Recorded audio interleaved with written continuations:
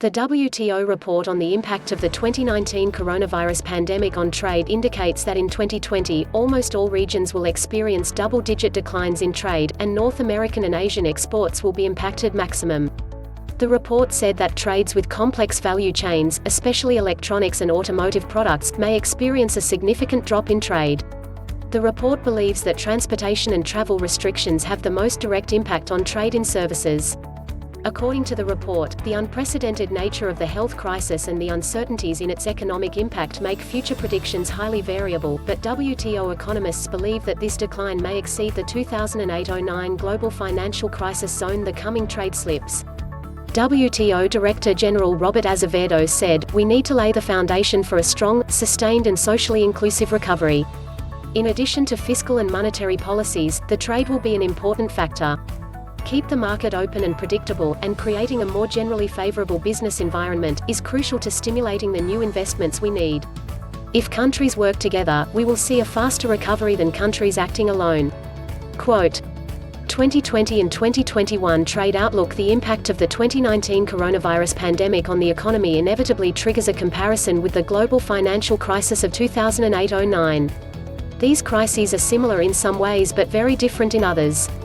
As in 2008-09, the government once again intervened through monetary and fiscal policies to cope with the economic downturn and provide temporary income support for businesses and households. But restricting movement and maintaining social distance to slow the spread of disease means that labor supply, transportation, and travel are now directly affected by things that were not during the financial crisis. According to the report, there are two possibilities for future trade performance: 1, a relatively optimistic scenario, where the trade declines sharply, and then recovery begins in the second half of 2020. 2, a more pessimistic scenario, the initial decline is greater and the recovery time is longer and not even completely.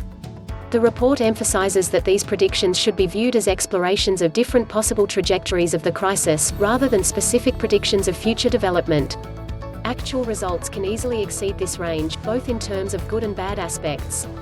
The report said that under optimistic conditions, the recovery will be strong enough to bring trade closer to the pre-pandemic trend, while the pessimistic situation is only a partial recovery. Given the degree of uncertainty, it is worth emphasizing that the initial trajectory does not necessarily determine the subsequent recovery. The report points out that after the 2008-09 financial crisis, trade has never returned to its previous trend. If companies and consumers see the epidemic as a temporary, one-time shock, then a strong rebound is more likely. In this case, once the crisis subsides, spending on investment equipment and durable consumer goods may return to near previous levels.